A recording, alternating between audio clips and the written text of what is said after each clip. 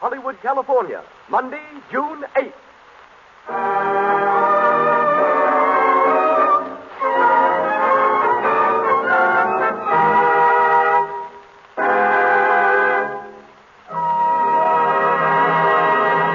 The Lux Radio Theater, presented from its new home on Hollywood Boulevard, Hollywood, California.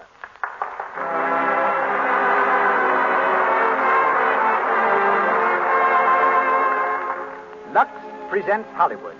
Such great personalities as William Powell, Myrna Loy, W.S. Van Dyke, Theda Bara, James Seymour, Minna Gamble, Porter Hall, and many others will take part in this presentation sent to you by the makers of Lux Toilet Soap, the beauty soap of the stars. Appearing before a distinguished Hollywood audience, Mr. Powell, Miss Loy, and a cast of 18 great players present the play that has broken box office records from coast to coast, The Thin Man.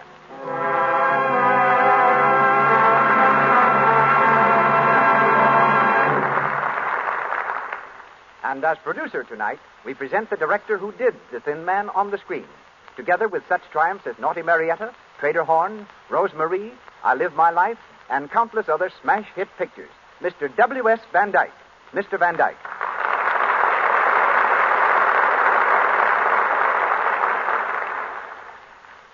Hello, everybody. Well, it's a great scene at the Lux Radio Theater tonight.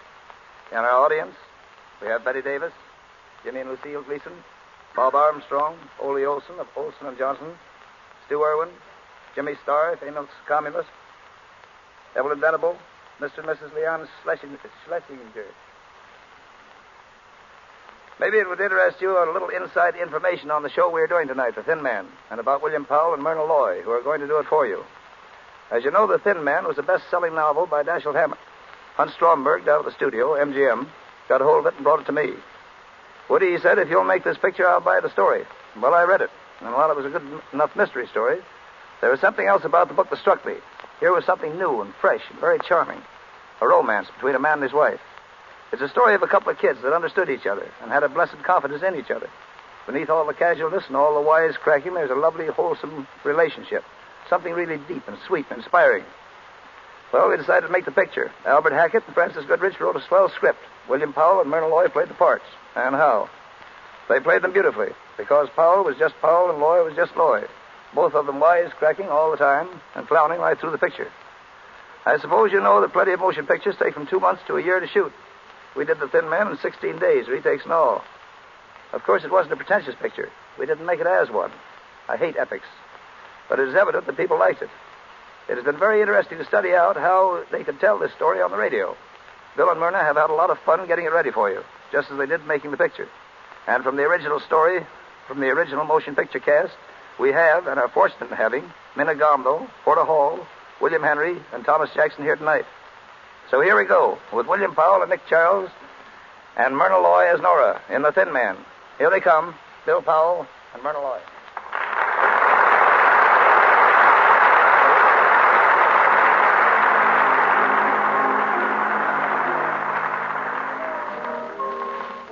We're in a fashionable cafe, Montmartre, New York City. It's Christmas Eve, and the well-appointed dining room is filling rapidly. From the bar comes a good-looking young fellow of about 35, tall, casual, and worldly wise. He's Nick Charles, the well-known private detective, played by William Powell. And he's waiting for his charming wife, Nora, played by Myrna Loy. As he takes his place at the table, a young girl on the other side of the room recognizes him and hurries over.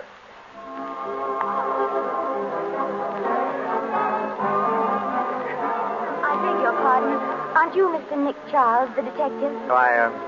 Yes, I'm Nick Charles. I thought I recognized you. My name is Dorothy Winans. Oh, yes? How do you do? Do you mind if I sit down for a No, moment? but I'm expecting my wife in a few minutes. You don't mind explaining your presence to her? Oh, of course. That's my fiancé over there at the other table. Oh, well, that makes everything all right, doesn't it? Sit down. Thank you.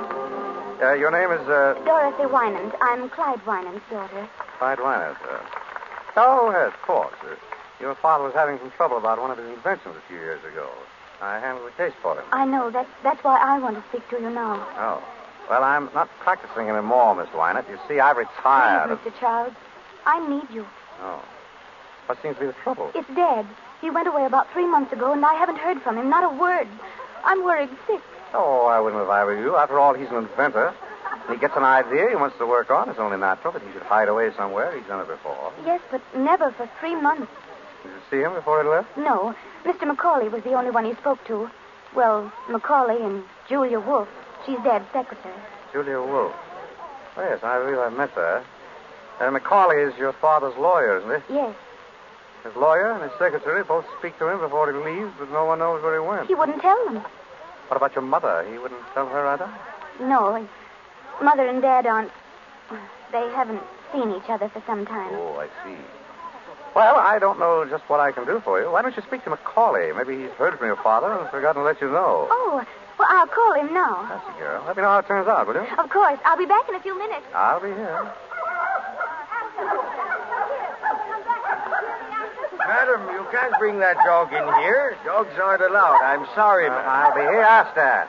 Asta, come here, boy. Here. Down, Yeah, boy. but madam, down. it isn't only your dog. If we allowed everyone. Oh, here you are. Asta. Quiet, Asta. Quiet. Slow, Nora. I hear you brought the dog. I didn't bring him. He brought me. I think the doorman's mad, Nick. Madam, I'm afraid you'll have to take the dog outside. It's all right, Joe. It's my dog and my wife. You might have mentioned me first. But, Mr. Charles, are you sure that Of course I'm sure. He's well trained. He'll behave himself. nobody might bite someone? No. Only me, Joe. He only bites me. Yes, he's fussy about what he eats. Go ahead, Joe. I'll be responsible for him. Very well, sir. If you say so, sir. There you are, my dear. See what an influential husband you've got? You do stand in with doormen. Mr. Charles. Oh, yes, Dorothy? May I introduce my fiancé, Andy Reed, Mr. Charles? How do you do? How do you do, sir? Any luck, Dorothy? Yes, he's just around the corner. Your father? No, Mr. Macaulay. We're going to see him now. Oh, fine. Nick? Yes, my dear? Oh, I beg your pardon. Miss Wynant, Mr. Reed, my wife. How do you do? I'm sorry we have to rush, but you'll excuse us, Mr. Charles. Of course. We're to Normandy for a couple of weeks. Why don't you drop around? Thanks, we will. Goodbye. Goodbye. Goodbye, sir. Goodbye, Mrs. Charles. Goodbye. Pretty girl. You like blondes? You got type? Only you, darling. Lanky brunettes with wicked jaws. Who is she? Dorothy Wynant, daughter of Clyde Wynant. I worked on a case for her father. Some nut wanted to kill him. Charming. What's the matter now? Wynant disappeared. Dorothy's afraid something happened to him. Has anything happened to him? My darling wife. How do I know? Funny, though. That secretary of his ought to know something. Secretaries usually do. Who is she? Julia Wolfe. Smart girl, Julia. I always suspected she had some kind of hold on Wynant. That's why he kept her on. Maybe you ought to give her a ring. What for? Oh, just to say hello. Maybe. Want a nickel? No, I've got one. I'll be right back. Hello? I want Skylar, 40962. No, Skylar. That's right, 40962.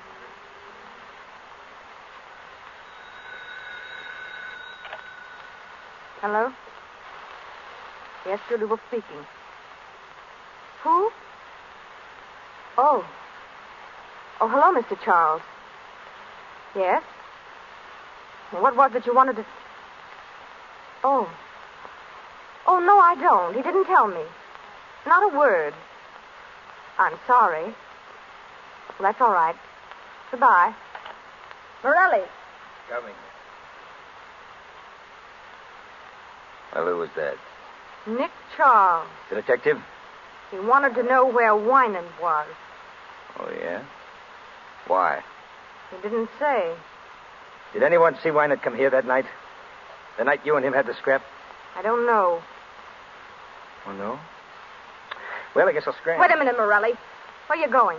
Oh, taking a little stroll, that's all. If Nick Charles is going to pop up around here, I want to be far away when he does. Ah, don't be a fool, Morelli. Fool, huh? Hey, listen, sister, I got a record 9-inch and to come face to face with no dick. Sit down, Morelli. You need money, don't you? Yeah. What about it? You got some? Plenty. I'm Wynant's secretary. Oh, yeah? What do you mean by that? Wouldn't you like to know?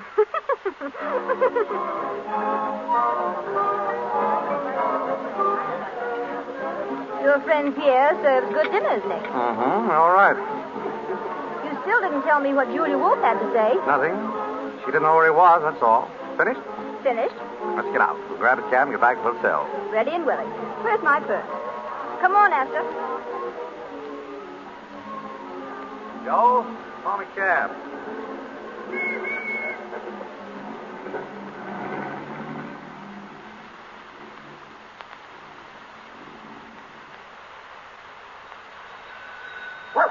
Hello? Hello?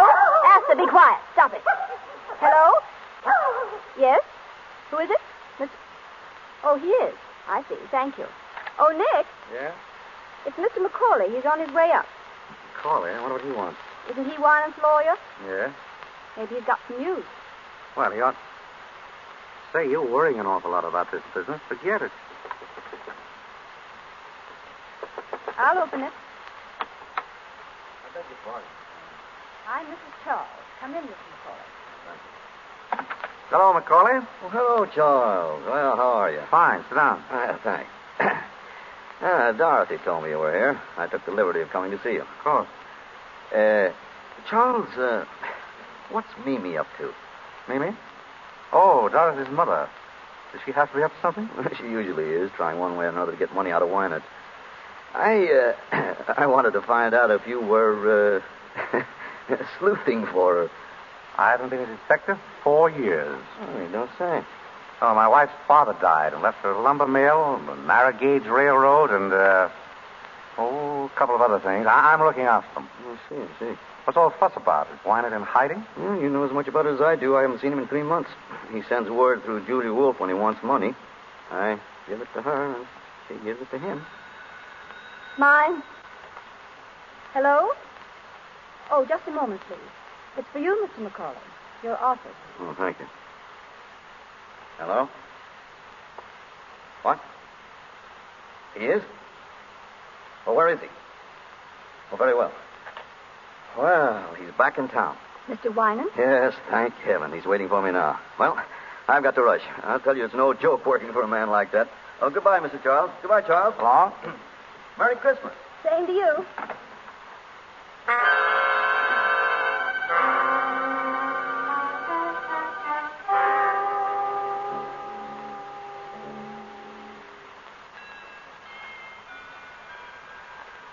$11:30. Almost Christmas, darling. If that's a hint, you can drop it. You get your present at breakfast, not a minute before. Beast. You know, Nick, I've been thinking. It's funny the way Wynant popped up all of a sudden. Yes.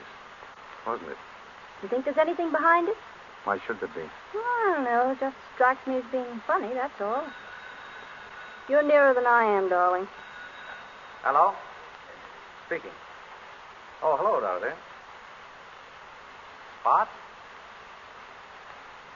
What? When? Oh, I see. Well, yes, of course I'll be here.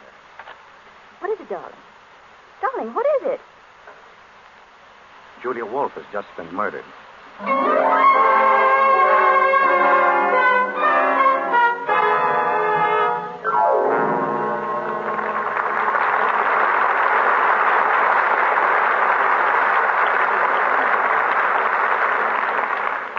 You are listening to William Powell and Myrna Loy in the story of The Thin Man from the stage of the Lux Radio Theater in Hollywood Boulevard. Before we go on with the story of Nick and Nora, we want to take you on a quick tour of Hollywood.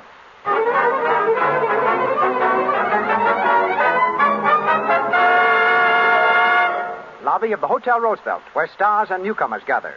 A young actress just breaking into pictures is telling her friend of her success. Well, there's one thing. I've got one of the best managers in Hollywood, and that means a lot. Oh, but the rules he's laid down for me. Gee, what do you mean, rules? Well, you'd think I was going into training for the Olympics. I've got to lose 5 pounds. I've got to take lessons in singing and diction, and, of course, my complexion's got to be perfect. I've got to be more careful than ever not to get little blemishes or enlarged pores and what they call cosmetic skin. Thank goodness I know enough to use Lux toilet soap regularly, the way everybody around here does. 9 out of 10 beautiful Hollywood screen stars use Lux toilet soap and have for years. Here's what the famous Claudette Colbert has to say. When I tell people how simple my complexion care is, They always seem surprised. I use cosmetics, of course, but I always use Lux toilet soap to guard against cosmetic skin. It's easy to keep skin lovely, my way. And now, on with the show of the Thin Man.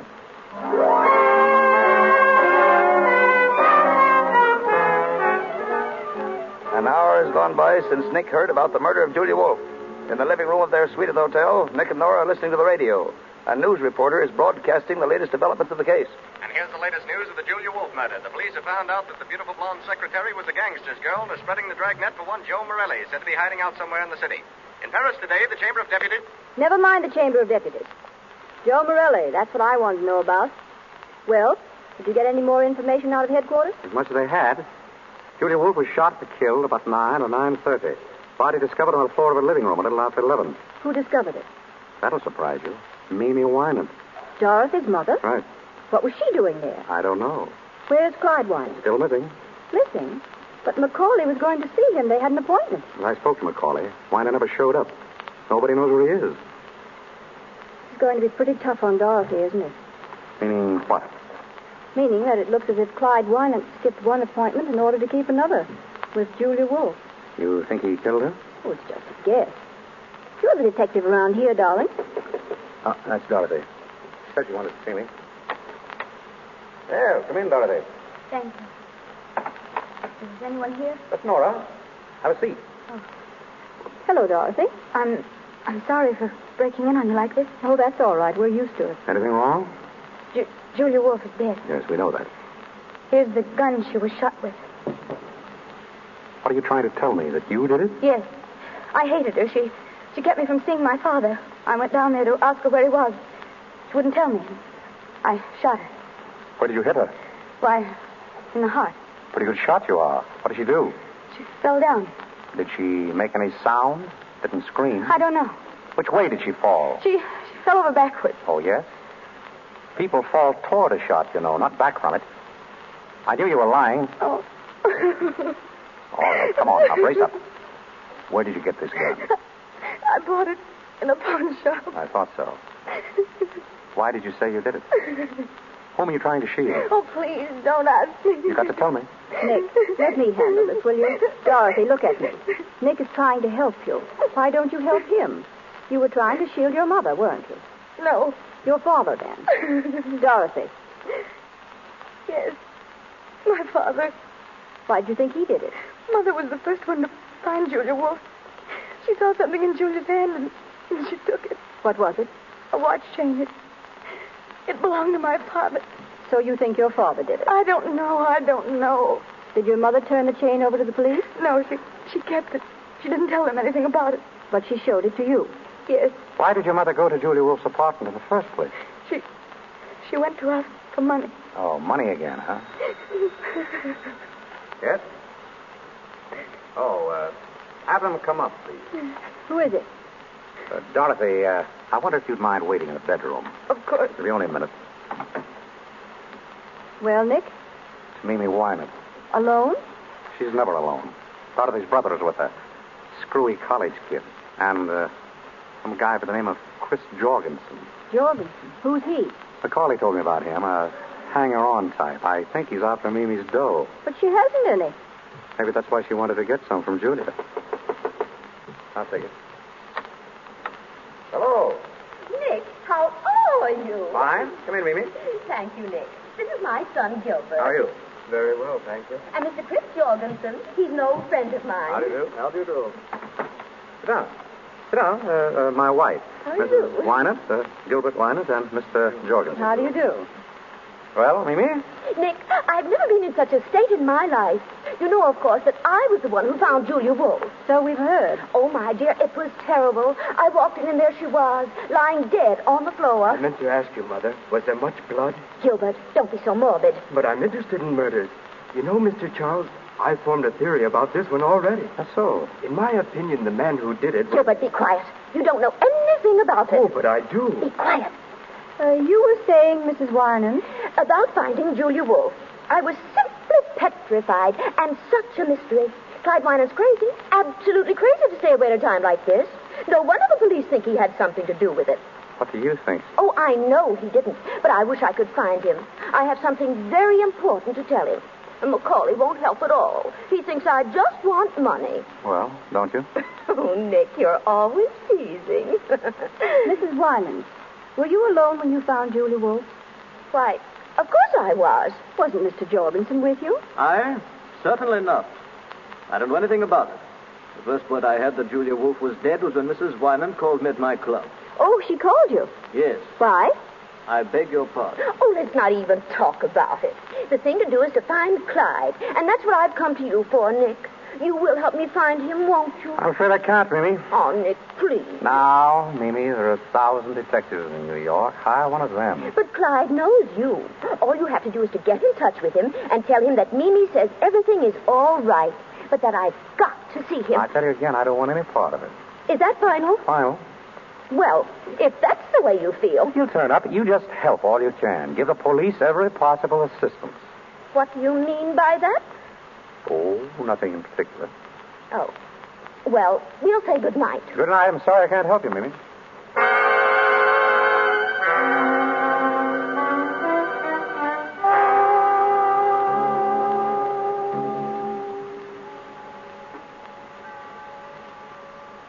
Hello.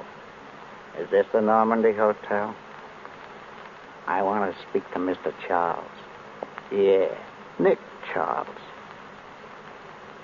Hello, Mr. Charles? Say, I'm sorry I woke you up. But, Mr. Charles, I'd like to lay a proposition before you. It's about the murder of Julia Wolfe. Well, what's the difference who I am? Oh, wait a minute. All right. Wait a minute. Don't hang up. I'll tell you who I am. But you got to keep it under your hat. I'm Al Nunheim. Yeah, Nunheim. Now listen, I know who murdered Julia Wolfe, see? Sure I do. And I'll spill it to you for $5,000. I'll tell you how I know. Because I was outside of her apartment when she was shot.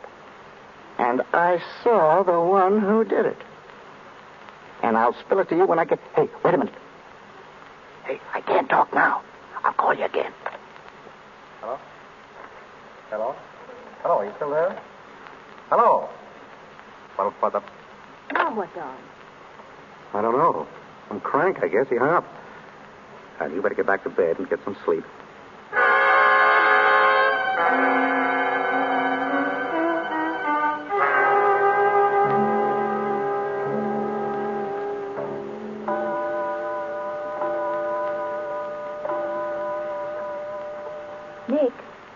Nick, are you asleep? Yes. Good. I want to talk to you. That's jolly. Don't you think you'd like to go back to detecting once in a while just for the fun of it? Can't you get to sleep? No. Everybody says you were a grand detective. They were kidding you. I'd like to see you work. Tomorrow I'll buy you a whole lot of detective stories. Oh, that poor girl's in an awful spot. There's nothing I can do to help her. She thinks you can. It wouldn't hurt you to find out if you could, would it? And, darling, my guess is that Wynant killed Julia, and Dorothy knows it. And the police will catch him without my help. Now, please put out the light. I'm tired. Oh, all right. But I'm mad at you. Mm-hmm. Nick. Mm-hmm. Did you hear a knock? Mm-hmm. Shut up, Asta. You want to answer it, Nick? Oh, good Lord. All right, stay in bed. I'll do it myself. Well? Mr. Charles here. Yes? I got to talk to him right away. What about? What's going on? What's going on? There's someone to see you, Nick. That's great. I was afraid I'd have to go to sleep. Come in. Yeah. How about a chair, Mr. Stay where you are, both of you. I got you covered, so don't move. A stick-up. No, it ain't a stick-up. But I got to talk to you, Mr. Charles. I want you to tell me something, and I want you to give it to me straight. You get me? Do you mind putting that gun down? My wife doesn't care, but I'm a very nervous person. Thank you. All right, shoot. What's on your mind? You don't need to tell me you're tough. I heard about you. I'm Joe Morelli. I've never heard about you. I didn't bump off Julia. All right, you didn't. I haven't seen her in 3 months. We were all washed up. Why tell me? I wouldn't have any reason to hurt her. She was always on the up and up with me. But that dirty little rat, Nunheim, well, he got sore because she liked me and hated him. So he put the finger on me. That's all very swell, brother, only you're peddling your fish in the wrong market. I've had nothing to do with it. Now, listen. The boys used to say that you were okay, a square guy. Now, that's why I'm here. What's the law doing to me? Do they think I did it? Or is it just something else to pin on me? I'd tell you if I knew, but I'm not in on this. Ask the police. Now, that'd be very smart. The boys would love to have me come in and ask questions. They'd like it right down to the end of their blackjacks. Now, I came to you on the level. The boys say you're on the level. Be on the level. I'm on the level. If I knew anything, I'd be... Who's that? I don't know. This is your party. Open up. Open up. This is the police. The police? Dirty two-timer. Look out, Nora. Oh! Give me that gun. You rat, I'll show you. Drop that gun. Drop it. You'll double-cross me, will you? Come on, drop it. Give it to me. Give me the gun. Grab it. Grab it. Let me go. Let me go, I said. I'll take that gun. Thanks, officer. You almost had me. Get some water, Joe. Nora. Are you all right? Nora. I'm Inspector Guild of the Homicide Squad. You're in a good place, Inspector. Who's that woman on the floor? My wife. This guy shoot her? No, he tried to shoot me. I socked her on the jaw to get her out of the line of fire. I guess I hit her too hard. Nora. Oh. Look at me, Nora. Are you all right, darling? Oh. You darn fool. You didn't have to knock me out. I knew you'd take him, but I wanted to see you do it. She's all right. Okay, Slattery. Take Morelli downstairs. Come on, don't push. I said don't push. How'd you people have to pop in, Inspector? We hear this is getting to be a sort of a meeting place for the Winant family. So we figured we'd stick around in case the old man himself shows up. Then we seen Morelli sneak in, and we decided to come up. And it was pretty lucky for you, too. Yeah. Morelli, a friend of yours? I never saw him before. What's he want of you? Wanted to tell me he didn't kill Julia Wolf. What's that to you? Nothing. What did he think it was to you? Ask him. I don't know. I'm asking you. Keep on asking. Oh, so you're going to keep mum, huh? All right, Mr. Charles. I won't bother you tonight, but I'll be in tomorrow morning, and I'll have plenty of things to ask. Good night. Thank you, Inspector Guild. Next time you come, try to stay longer.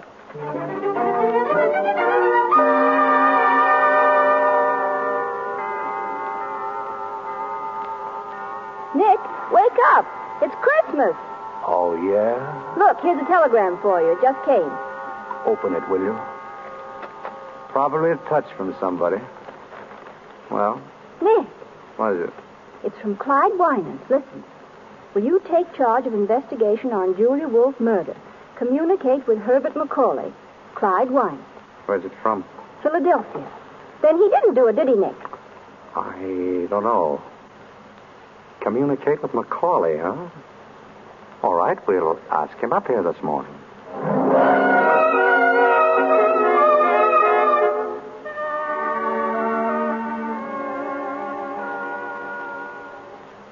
There you are, Macaulay. What do you think? Well, he wants you to handle the case. Yeah. Oh. Well, what are the chances of you doing it? Slim. Oh, please, Nick. Quiet, dear. I wish you would, Mr. Charles. Would it help any if I could persuade him to meet you? You might.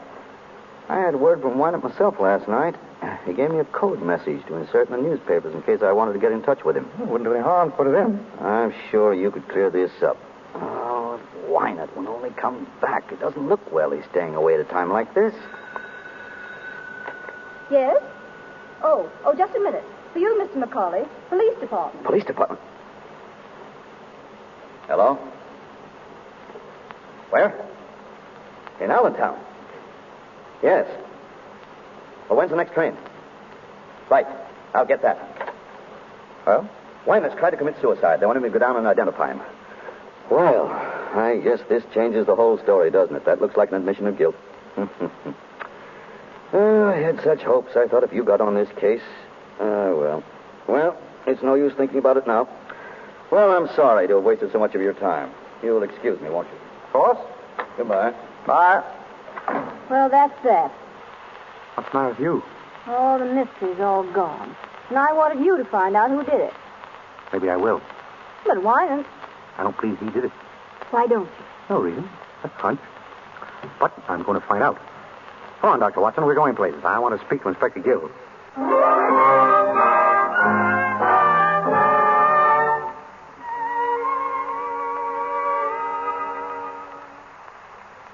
to man, Mr. Charles. Are you working on this case? Man to man, Inspector Guild, I'm not. But he's interested. I don't mind telling you, I'd rather have you in on the right side.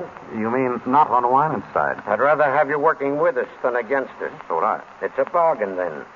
Do you know about the case? I read the papers. And what about the suicide? Oh, that's a phony. The men didn't even have to go down. Yeah, I thought it might be.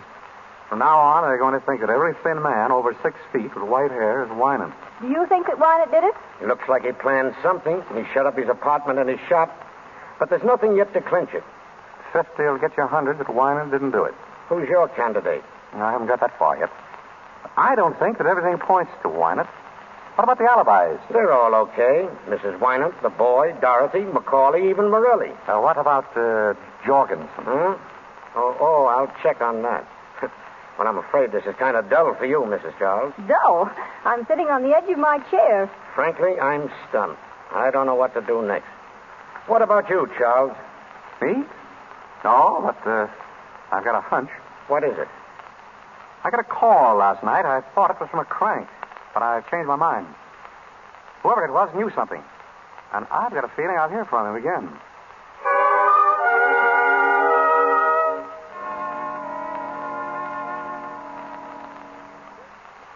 What time is it? Almost 10. Still waiting to hear from the crank? And how? Here, give me that, quick. Hello? Yeah? Ed? This is Nick Charles? Who?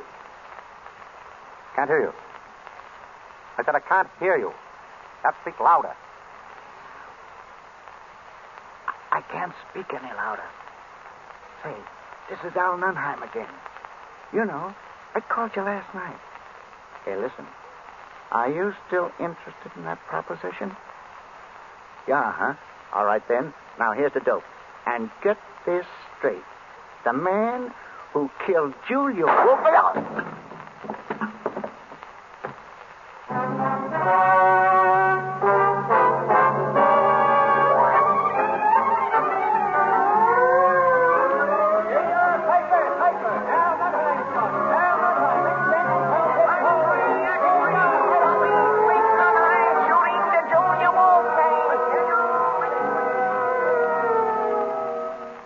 What's this, Gil? You think Winant killed Julia Wolf and Nunheim? Right. Why? 2 reasons.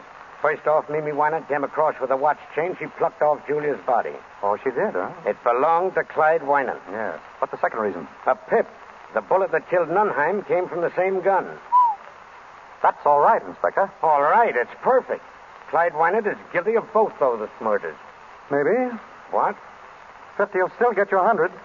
I say Winant's innocent. You can say what you want, but I'm spreading a dragnet for that guy over every town in these United States.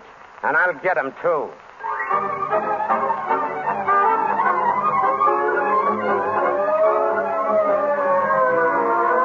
Calling all cars, cover all roads leaving city. Pick up Clyde Winant, tall, thin man, last seen wearing dark blue suit. Clyde Winant. Do you think they'll find him, Nick?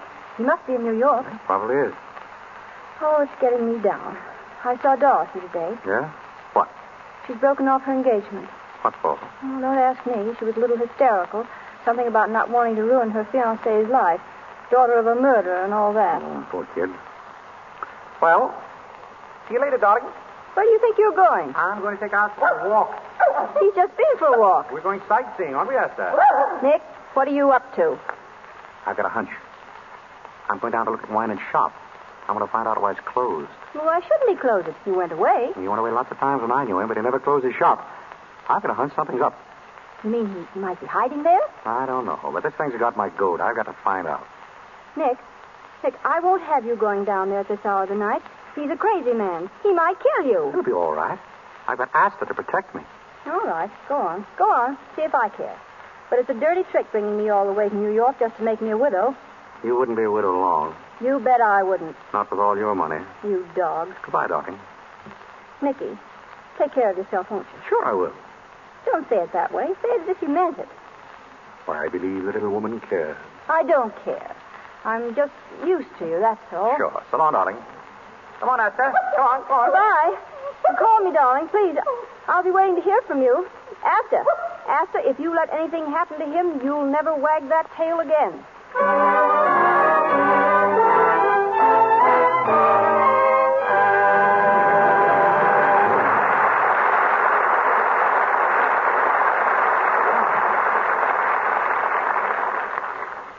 You're listening to the Lux Radio Theater's production of The Thin Man, starring William Powell and Myrna Loy, with the music under the direction of Louis Silvers. This is W.S. Van Dyke speaking.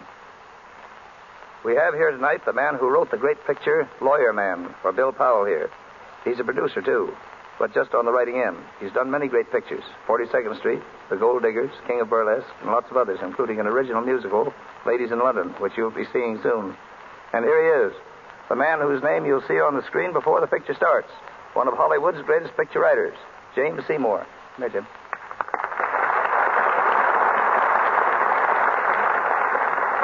Thanks, Woody. I've been a movie writer for 10 years. That's the first kind word anybody has said to me. Listen, Jim, the average person thinks a movie writer is a fellow that sits by himself at a typewriter, hammers out a lot of dialogue, and hands it in. Would you like to correct that impression? I certainly would. Nobody works alone and by himself to make a picture. It's a matter of constant cooperation between producer, director, technician, actors, and the writers. Some of the best story ideas come out of the conferences. Jim, how many writers would you say there are on an average picture? Plenty. Believe it or not, I've seen pictures where there were more writers than actors. If all the people who contributed to the story got screen credit, it would look like a page from the telephone directory. You've written on both the stage and screen, Jim. Tell the folks how they're different.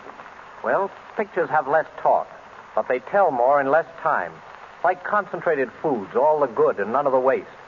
In the theater, everything must be brought to the audience. On the screen, you take your audience wherever the camera can go. And here's another important point that comes right back to your Lux Radio Theater. On the stage, the star just enters. But on the screen, she's introduced with a big close-up. A picture of the star's face many times larger than life-size. Every time a movie star's complexion is mentioned in this Lux Radio Theater, I think of those close-ups. Those stars just have to be beautiful. And they found that Lux toilet soap helps them look their best. Producers know it, too. And that's why it's the official soap in all the great studios in Hollywood. Right, Woody? Right on the nose, Jim. Thanks for coming over. Thanks for asking me. Good night. Good night, Jim.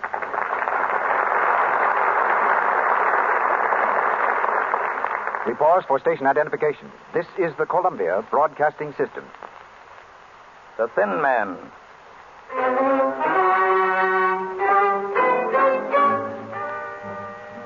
Nick is on his way to Clyde Winant's deserted laboratory.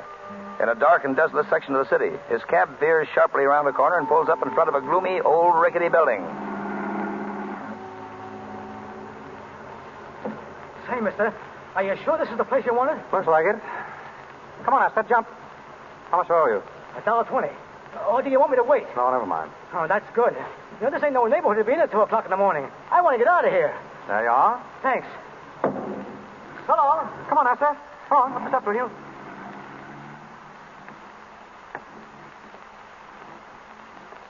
Hello. Nora, what are you doing here? I beat you down. I want to go with you, Nick. Now, listen. No. You're not going in that place alone, and that settles it. Now get out that skeleton key of yours and open that door. I'm here to stay. All right, come on. It's test. Darling. Nice neighborhood Winans picked out for his laboratory. I can almost hear the chains rattling. Do you believe in ghosts, Nicky? There we are. Come in. Be quiet. Nick, it's dark in here. I've got a flashlight. We'd like to close the door. Shh. Asta, shut up. Go on, Nora. Which way? Straight ahead. Can you get the layout of the place? Looks awfully big to me. You can't even see into the corners. And don't let the shadows frighten you. Who's frightened? Now, hold it. What's the matter? This looks like Winant's work table. More like a slab in a morgue. Look, Nick. There's a cement floor all around. Yeah, there's probably a lot of weight goes on that table. Come on. Where to now? There's an old desk over there by the wall. I want to take a look at it. What do you expect to find? Darling, if I knew what I'd find, I wouldn't be... Nick. What was it, Nick? Just a loose board, I guess. It sounds like somebody was walking over that way. Oh, just your imagination. There's no one in here but us. No. What about Wyman? This is his workshop. Why couldn't he be hiding out here? What's that? It's Asta. Asta, come here. He's scratching on the cement around the work table. Asta, stop it. Stop it. Did you hear what I said, Asta? Nick, look at him. He's after something. I've seen him scratch the ground like that when he was looking for...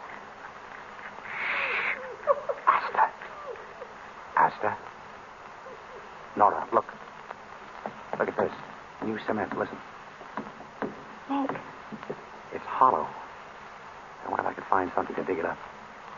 There's an iron bar on the table. I just saw it. There it is. Ah, good. Now, if I just knock a hole in that cement, we'll find out what's under there. Oh, Nick, I'm scared. Asta, quiet. Keep away, Nora. Asta, come here. Once more. There she goes. I'm through the cement. Nick. Asta, get away from there. Get away. Nick, what is it? What's he after? We must get Inspector Gill here. What's under there? A body. Must have been there for weeks. Oh, Nick.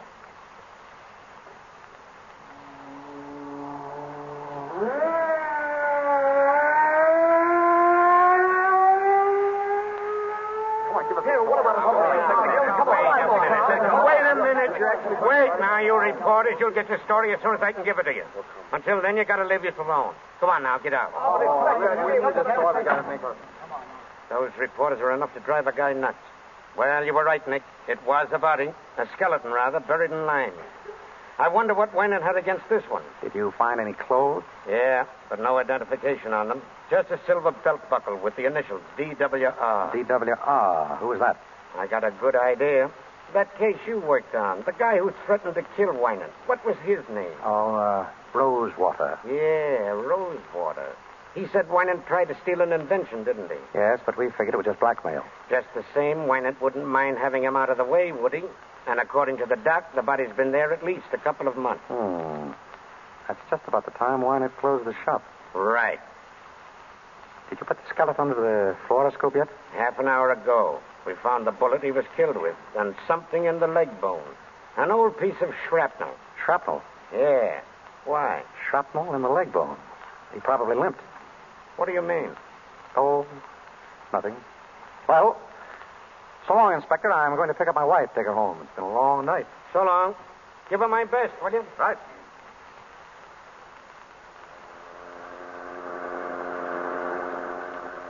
Where are we going, Nick?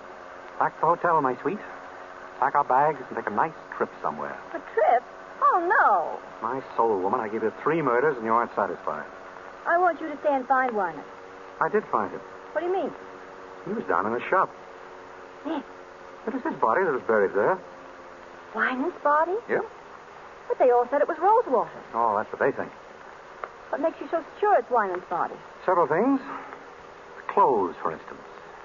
They were carefully preserved. And the body was just as carefully destroyed. The person who killed him counted on one thing, that all skeletons look alike. Well, don't they? Sure. But I remember that Wynette had some shrapnel in his shin. They found it under the fluoroscope. How long has he been dead? A couple of months, anyway. Then he couldn't have committed those other murders. Smart gal. Wynette dead. Does Dorothy know? No, nobody but you. I didn't even tell Gil. Why not? I want to lie low till I get the whole dope. I don't want to go off half-cocked. What are you going to do? I'm going to get the real murderer. I've got an idea. Want to see me take him? Yes. You got a nice evening dress? Oh, I've got a Lulu. Why? I'm going to give a party, a dinner party. Everything from Russian caviar to camembert cheese, an orchestra behind the palms, subdued lighting. What is this? And I'm going to invite all of the suspects. The suspects? They won't come. Oh, they'll come. I'll have Gil issue the invitations. Nick, who's going to be there? Everybody. You, me, Dorothy, our ex-fiancé, His name's Andy. Right. Macaulay, Mimi, Gilbert, Jorgensen, and Morelli. Oh, darling, what a lovely party.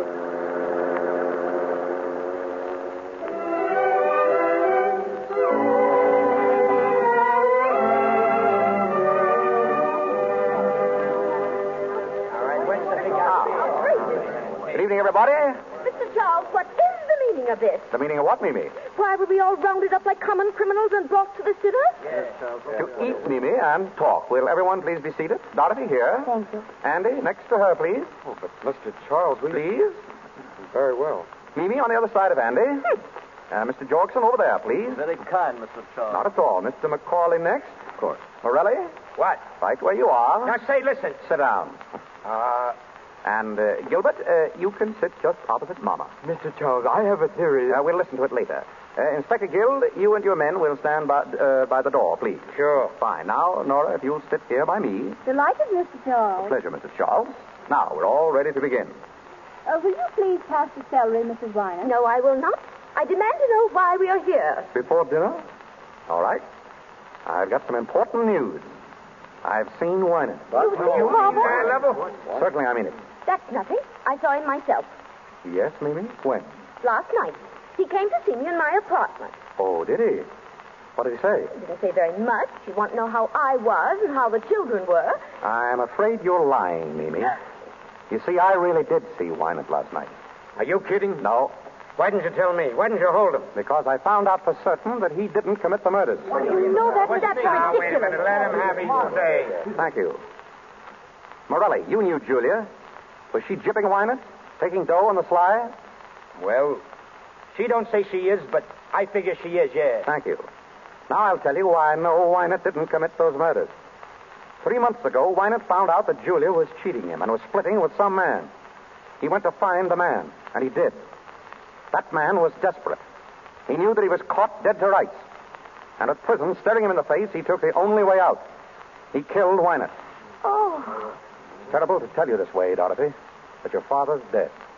dead, He's been dead for 3 months. dead. Oh. Oh, darling, don't cry, please. Oh. Oh, I know it's terrible, but isn't it really better this way? Oh, Andy. Andy. You'd better take her home, Andy. Yes, of course. Come on, darling. Let them out, Inspector. Oh, open up. Oh, don't cry, darling, please. It'll be all right now. Oh, take your big daddy. Oh, this is absurd. How can Clyde be dead? You said yourself you saw him last night. So I did. I saw him lying buried in his shop. You mean that body? It was Wynant. Perfectly absurd. And the murderer is right here in this room tonight. He's sitting at this table. What? Who is it? I don't know. But I thought if we all had a little get-together, we might be able to find out. I'll tell you as much as I know. This murderer is a very clever man. He planned the whole thing beautifully. After he killed Wynant, he wired Macaulay, using Wynant's name, and told him to shut up the shop. Then he took Wynant's body and buried it in the shop with another man's clothes to throw us off the track. He even put a belt buckle with an R on it, hoping that we'd think it was Rosewater, an old enemy of Wynant's who dropped out of sight years ago. Morelli. Yeah? Would you mind holding your knife the other way? You're worrying Gilbert. Oh, all right, excuse me. Nick, if that knife is missing, I'll look for it in your back. I'll help you look. Well, after our hero had killed Wynant, he got a brilliant idea. He realized that he and Julia could still collect money. Wynant was supposed to be on a trip. No one knew where. So our dinner guest wrote letters to Macaulay, signing Wynant's name, so that Macaulay would continue to send the money to Julia. He even telephoned Macaulay. Do you remember Macaulay? The first day that you came to see me. He telephoned that he was in town. Well, it must have been Wynant. I should have known if it weren't his voice. Oh, he was clever about that. He called when you were out. Now, that same afternoon, Julia telephoned him. She said that you were coming, Mimi, to ask about Wynant. He got terrified. He was afraid that Julia would break down and tell. So he went to Julia and killed her. And left Wynant's watch chain in her hand. Maybe, what is it doing about that? If I ever get... I don't know. The guy that did that to Julia, The way it makes sense. I hope you're well. Quiet, please. His plan was still working beautifully. The only hitch was a man named Nunheim who had found out something. So our hero bumped him off, too. But our hero overlooked just one item. The telegrams, wires, and telephones were all very well, but no one had seen Wynant. So the murderer picked on poor Mimi here to strengthen his case. Mimi is the only one at this table who can tell us who the real murderer is. Mimi? Who was it who told you to say you'd seen Wynant? Nobody told me. I did see him. What did he pay you, Mimi, to stick to that story? It isn't a story. It's true. I did see Wynant. He's not dead. You're lying, Mimi. But then you'd do anything for money. You're getting a good price for saying you saw Wynant. I'm not going to stay here and be insulted. Sit down. You're getting a good price, Mimi. But don't forget this. 2 other people were in with him on this deal. Julia and Nunheim. When he thought they might spill something, he bumped them off. You ought to know darn well that he's not going to take any chances on you. What do you want to do, be next on his list? No. Then who is he? Who paid you that money? Macaulay. Macaulay, you dirty little... I think that will hold him. Oh, boy, what a wallop. Hey, nice work, Mr. Charles. There's your man, Inspector. Mr. McCauley. I can't believe it. What do you want me to do? Wrap him up in cellophane? Pick him up and get him out of here. Come on, boys. Grab him. Let me get a hand. Nick, you took him. I knew you would. Yeah, another case like this, and I'll develop into a prize fighter. Oh, Nicky, you're grand. You're glorious. I'll bet you say that to all the boys.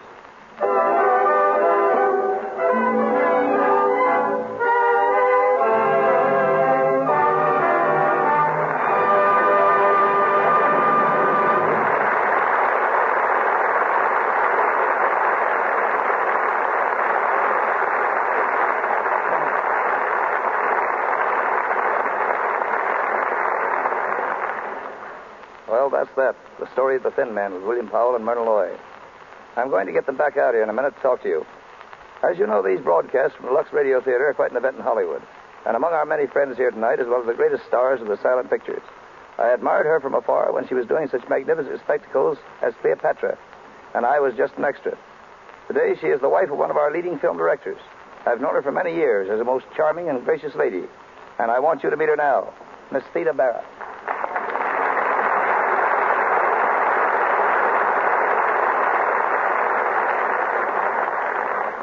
Thank you, Woody.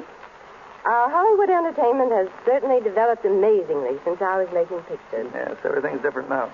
As you and I know, before pictures grew up and started to talk, we had to translate all emotion into pantomime. Oh, you may think you have trouble today, but do you remember the difficulties we had working with a split screen?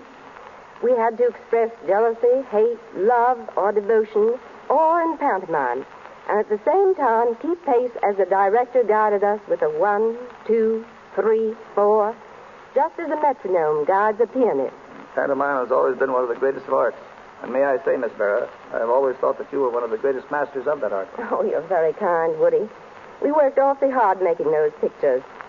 For instance, in making Cleopatra, we had no research department at the studio. I worked myself for months with the curator of Egyptology at the Metropolitan Museum in New York. It was great fun, though. I understand, Miss Bara, you're going to make some radio appearances. Yes, I am. And I'm also going to do some motion picture work. No, that's good news. I'm considering an offer now, running through scripts and ideas. Oh, I just hope everyone will be as happy about another Theda Bara picture as I am. The public has been very good to me in the past. And I know they'll be awfully glad to see you again. I'm sure it'll be a great thrill not only seeing you, but hearing your voice. Thanks, Miss Bara, for joining us tonight. I'm glad I could. Good night.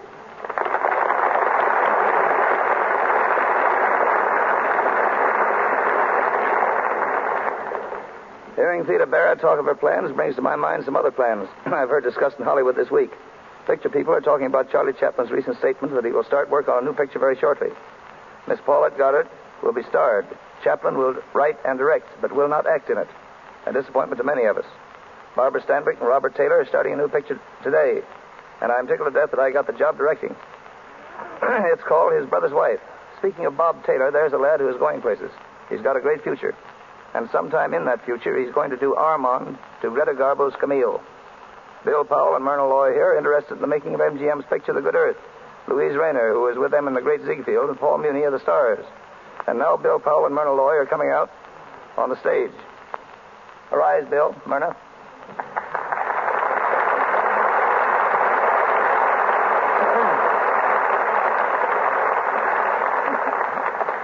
Kids, you did a great show. You're really marvelous. What, no retakes?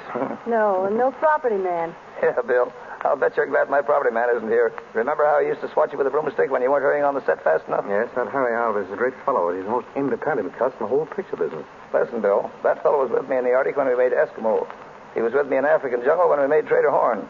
And after a man has handled crocodiles, sharks, pythons, and polar bears, you can't expect him to be afraid of a mere actor. Yeah, there's only one thing I can never understand about that picture, Eskimo, Woody. How did they tell you from the polar bears? He wore rubbers. I wore a hat. It must be pretty tough, Woody, when you have to plow through swamps, jungles, tropics, and the Arctic. I suppose when you call up and say you're going on location, your wife says, oh, yes, location. Do you want the snowshoes or the snakebite medicine? Unfortunately, she doesn't say that. When I say I'm going on location, she just says, you are not. Incidentally, I thought all about that traveling, I thought all about it when the Lux soap people asked me to do this broadcast. Isn't it funny? In the Arctic, soap is something they like to eat. In the tropics, they use soap for money. And here in Hollywood, soap is something that keeps the stars beautiful. Now, I can see that keeps Myrna beautiful, Woody, but when are you going to start using that? Nice beauty talk, soap? nice talk. But I do use it that. And that's no kidding. Anyway, thanks for coming up, kid. Goodbye, Woody. Goodbye. Bye-bye.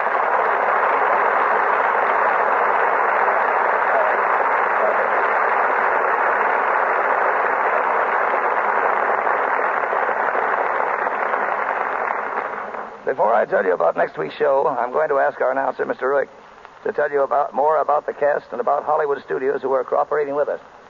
Our cast of characters tonight: Nick, William Powell; Nora, Myrna Loy; Mimi, Minna Gamble; Macaulay, Porter Hall; Dorothy, Barbara Luddy; Gilbert, William Henry; Chris Jorgensen, Brett Morrison; Julia Wolfe, Margaret Brayton; Inspector Guild, Thomas Jackson; Morelli, Wally Mayer; Nunheim, Ernie Adams.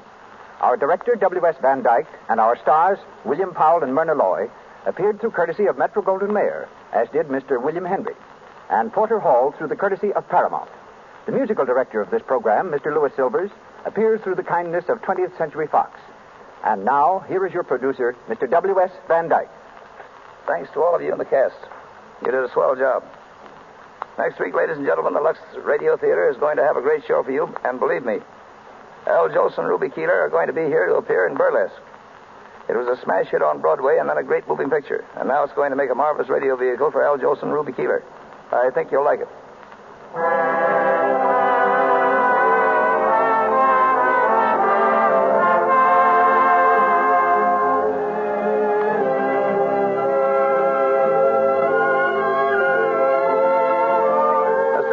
B. DeMille will return to the Lux Radio Theater in time to produce Burlesque. And you know he'll give you a great show. I've enjoyed being with you all, and good night.